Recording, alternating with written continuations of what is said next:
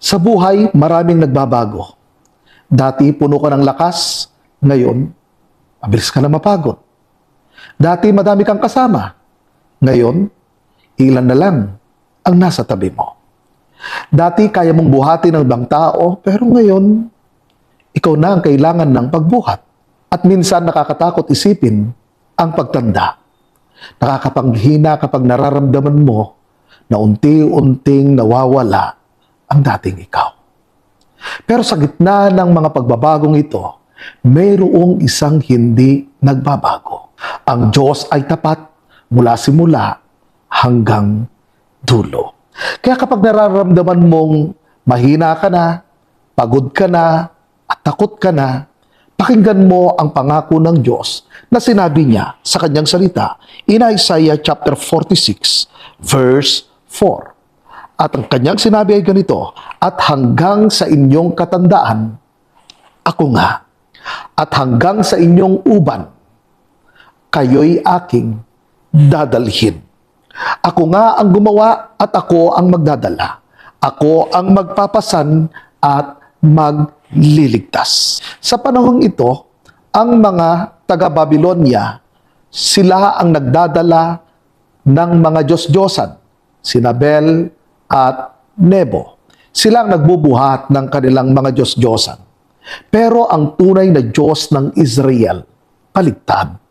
Hindi siya ang binubuhat, siya ang nagbubuhat sa kanyang bayang Israel. Habang tumatanda, nanghihina at nagkakamali ang Israel, sinabi ng Diyos, ako ang gumawa at magdadala sa iyo hanggang dulo. Kaya tignan natin ang tatlong katotohanan dito sa Isaiah chapter 46 verse 4. Ano ang tatlong katotohanan ito? Una, God is unchanging. Sinabi ng kanyang salita, hanggang sa inyong katandaan, ako nga. Anong ibig sabihin nito? Siya pa rin yun. Kung sino siya noong una, siya pa rin ngayon.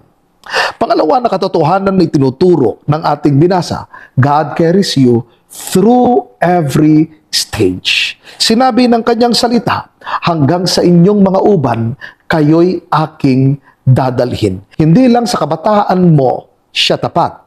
Kahit sa pinakamahina mong yugto, siya ang aakay sa iyo. Pangatlo na katotohanan na itinuturo ng kanyang salita, God finishes what He started. Kanya ngang sinabi, ako ang gumawa, magdadala, magpapasan, magliligtas. Hindi niya sinimulan ang buhay mo para iwan ka sa gitna. God doesn't quit on His children. May kilala ka bang matagal mo nang kasama sa buhay? Kaibigan, asawa, kapamilya? Pero darating ang panahon, maaaring hindi na nila kayang buhatin ang bigat mo. Maaaring hindi ka na nila kayang samahan sa mga laban mo. Pero si Lord, walang retirement ang pagmamahal niya sa iyo. Walang pahinga ang kanyang katapatan.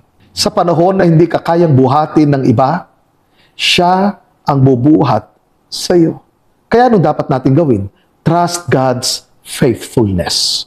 Kung inalagaan ka niya noon, aalagaan ka niya ngayon, bukas, habang ikaw ay nabubuhay. Pangalawa na dapat mong gawin, lean on His strength daily. Kapag hindi mo kaya, sabi mo kay Lord, Lord, buhatin mo po ako. Pangatlo, practice daily gratitude. Every breath is a reminder. Dala-dala ka niya. Pang-apat, rest in His love. Hindi mo kailangang patunayan ng sarili mo. Just rest.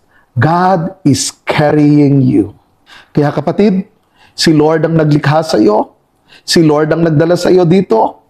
Si Lord ang bumubuhat sa iyo ngayon. At siya rin ang magliligtas sa iyo hanggang dulo. Kaya kapag nanghihina ka na, kapag natatakot ka na, sabihin mo lang ito, si Lord ang bumubuhat sa akin. Tandaan mo, hindi siya bumibitaw. Praise the Lord.